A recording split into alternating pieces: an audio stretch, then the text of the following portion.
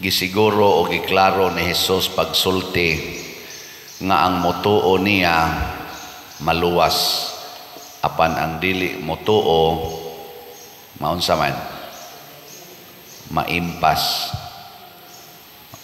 Niya kinsa may atong tuhuan ang giwali sa mga sinugo ni Kristo sa iyang mga disipulo, labi na gyud sa iyang mga apostoles ug sa mga ebanghelista.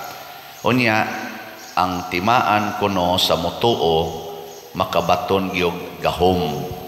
Wa na ni maghisgot nga ang mga apostoles ra, ang mga pari ra, ang mga obispo ra, ang mga unsa diha Santo Papa mao'y makabaton og gahom. Pero ang tanan gyud nga motuo dunay gahom.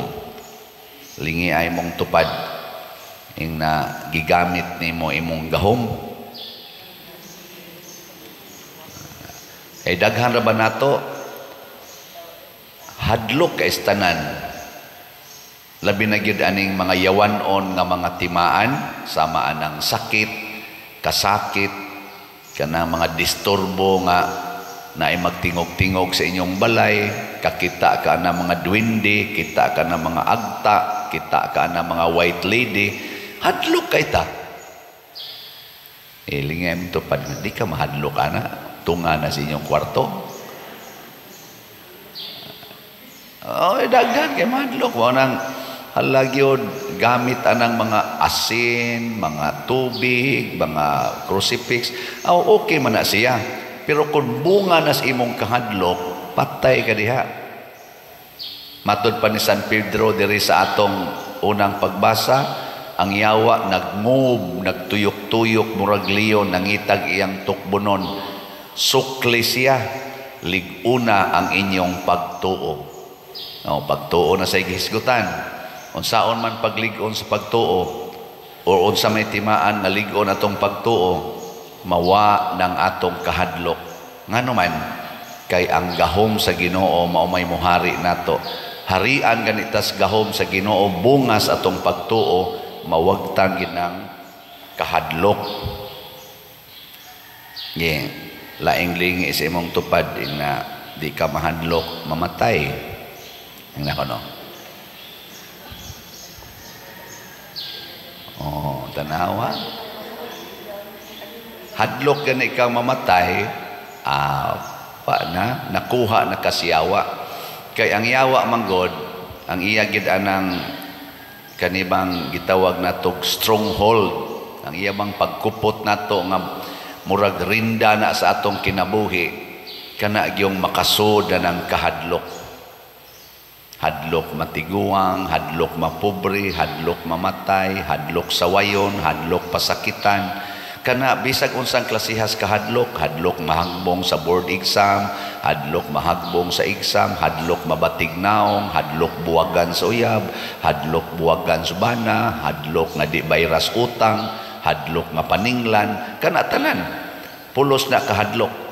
Hadlok nga maubanon ang buhok, maunang pakuluran dayon, hadlok nga munipis ang kilay, maunang badlisan gyud, ana mga kahadlok nga nagtimaan nga nakuha na kasiyawa.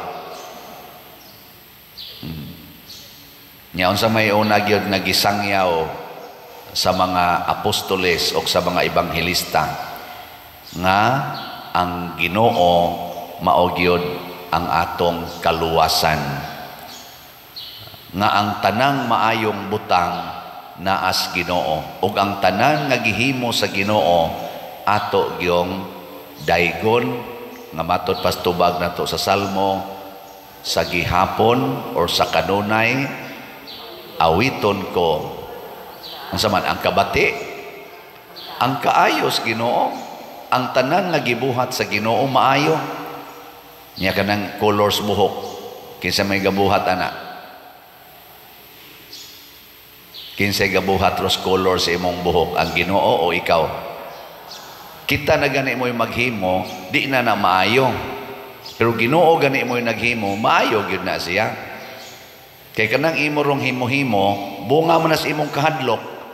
Yawan o na, mo na magsinahay na, ma-insecure na ka, ratol na kay kastanan, kung musugod na sagputi ang punuas imong buhok, ana, kay imo manggihimo-himuan og pamakak. Ang yawa magod mga igsoon, prinsipis bakak mo na tungod sa kahadlok, mamakak dayon ta. Tungod sa kahadlok, mupatay ta. Tungod sa kahadlok, manglibak ta. Tungod sa kahadlok, mudaot ta. Tungod sa kahadlok, magdinaw ta. Mga yawan noon ginatanan. Tutok mabuda ko. Muna, ang atong buhaton, kinahanglan yun mo gamit ta sa gahom sa Ginoo. Ug unsa may pinakanindot nga paggamit sa gahom sa Ginoo, kana gyung magpakamatay ta para sa atong pagtuo. Ug mauna nga puwa atong gisulob karon kay bisan tinuod daghan kay gahom sila si San Pedro, nakaayo silag mga patay, nakabuhi silag patay, nakaayo silag mga masakiton, mga bakol, mga buta, makahingilin silag mga yawa gikan sa mga giyawaan apan gipatay sila. Ug ang katapusang pagsaksi nila ni San Pedro, San Marcos, San Pablo, hasta gani sa atong unang mga santos, San Pedro Calungsod, San Lorenzo Ruiz, o bisan kani si San Vicente Ferrer, wa man ni mamartir, pero ang ilag yung pagsaksi nga tinuod silang naay gahom sa Ginoo, dili mahadlok sakiton, dili mahadlok nga patyon, ug nangamatay gid sila as martyrs. Ana, giling nga imong tupad ing na sugod karon, ing na ba ing na sugod karon, di nata masuko sa mopatay nato. Kana na isakto. Kay masuko kas buot mo patay nimo, kanang musakit nimo, awa na nakuha na ka sa yawa. Kay ang kasuko iya man na si yawa. Yang anong nasuko man ka anang nagsakit nimo, kanang naghulga sa imong kinabuhi, kay di pa man ka andam magpakamatay sa imong gituuhan. Matud pa diri ni San Marcos sa iyang ebanghelyo, human makigsulti kanila ang Ginoong Hesus, gidala siya ngadto sa langit ug milingkod sa tuo sa Dios. Mao kini ang pagtuong gitudlo nato sa mga apostoles nga paghumag kabanhaw ni Hesus, misaka siya sa langit ug naglingkod sa tuo sa Dios. Kita sang tanan nga motuo ni Hesus ug magpakamatay, musaka ra sa tas langit ug mulingkod tupad sa atong Ginoo. Ganahan ba mong mulingkod tupad anang imong gikatupad karon? Ganahan ka? Ganahan tayo magkatupad ta sa atong mga mahal sa kinabuhi. Nindot kayo, pero ang pinakanindot yun kanang mulingkod ta tupad sa Ginoo didto sa iyang gingharian. Kinsa ra may makaabot didto, kadto ra sang andam magpakamatay dinhis kalibutan aron pagsaksi sa tinuod nga pagtuo. Muna dili kay ta palabi og ratol. Dihay akong kanini ang kaistorya ba nga kuan kuno to siya alagad nga gasigi siya sulob anang cross kanang crucifix ba. Nako, wa mo ko kailan niya, nako, obispo ka. Kita mi siya dili pader kay nagpa-picture man siya nako nalagi kay cross dire siya kuan ko pader alagad niya, ako gining isulob kanunay kay panagang maninako sa daotang espiritu. Nako mura din nag-anting-anting siya dili pader kay kanang anting-anting pader gikan manas albularyo, ang kani gikan gibindisyonan man ginis pare. Nako anting-anting lagi nga gikas pare.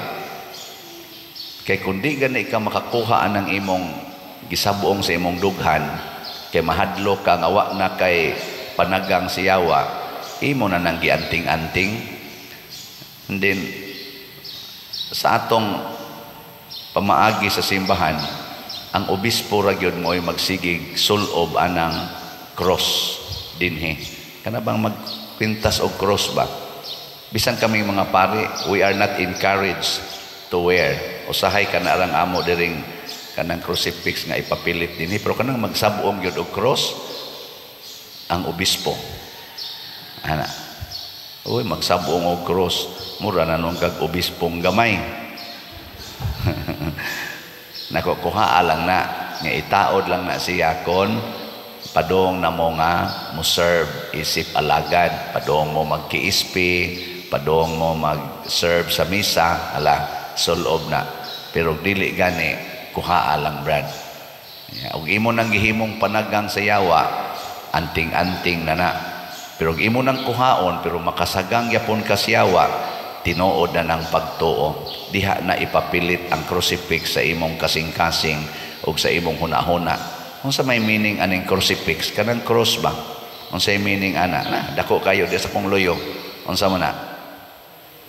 Unsa pasabot ana? Awa mo kibaw? Nga atong gidawat nga ang kamatayon sa cross makaluwas. Mo nang andam sadtang magpakamatay sama ni Kristo. Asa man na nimo ibutang? Imo isabong? Dili oy. Puyi na. Kay magsabong-sabong lang kana, mura naghabak-habak. Puyi. Bisag wa pa na nimo gibutang sa imong lawas. Puyi. Nga gusto kang magpakamatay, andam kang magpakamatay anytime sa pagtuo nga makaluwas. Sa pagtuo nga atong gisangyaw. Puyi. Ana. Unya, unsa may resulta inig puyo nato? Bisan pag naatay kasakit, magsige ra gyapon tag kanta-kanta. Bisan pag naatay mga kapakyasan sa atong kinabuhi, mga dimalas atong kinabuhi, magsige ra gyapon tag kanta-kanta. Mao na ang mga martyrs, labi na gitong mga martyrs dito sa Roma nga gisunog ang lawas ni Emperador Nero ba to? Mga tuig 67, 64, pastilan na nag-awit samtang ang ilang lawas nasunog na, samtang gipangkaon sila sa mga leon, nag-awit o mga pagdaig sa Ginoo. Makaawit ka taana samtang torturon ka, dili oy. Pero tungod sa ilang dakong gahom o gugmas Ginoo nga naa silang kasing-kasing, giangoban lagi panghubuan kay gi pakaon sa mga nanap kunis-kunis, gasigig awit hangtod na matay, gasigig awit. Mao na ang atong tubag sa Salmo, mao ni ang deklarasyon sa mga martyrs sa gihapon awiton ko ang kaayos Ginoo. Kay ang kaayos Ginoo mga igsoon mulabaw sa tanang kahadlok. Ako bitaw man ko mahadlok nga di mahalin ning ato mga slots nga ano man, sige ra gyapon og awit sa kaayos Ginoo. Kay na naman nibarog naman atong kumbinto, nara na ninyo inyo nang bayaran o dili. Bayad mo ana dili. O kita di ay dili kamo, kita mubayad ta ana dili. Bayad. So palit kitag maayog slot. Na iniingon ako, text, pader, wa ka mabalaka nga dako pa man kay nang imong slot nga gibaligya, di niya na mahalin. Nako, ang Ginoo ray mo tandog sa kasing-kasing namo o sa kasing-kasing nimo. Isa, pasaylo ako padirha nga ginagmay ra gid akong mapalit. Makapalit ra kuno siya usa ka slot kada buwan. Nako, padayuna na hangtod ka mamatay. Kung daghan og parihan nimong batasan nga kada buwan mupalit og usa ka slot sa tanan nga nagpaminaw aning atong misa dinhi, sa tanan nga nagsunod aning atong mga homilya, mupalit og tagsa ka slot kada buwan. Mao na itong batasan, bahala nagmagutman ta, bahala nagmapobre ta, basta palit kitag slot. Pagkadagko o pagkadaghan kaha sa mahimo natong kaayuhan dinhi sa atong katilingban sa simbahan. Makaingon gitang sa gihapon awiton ko ang kaayo gyud sa Ginoo. Manindog ta.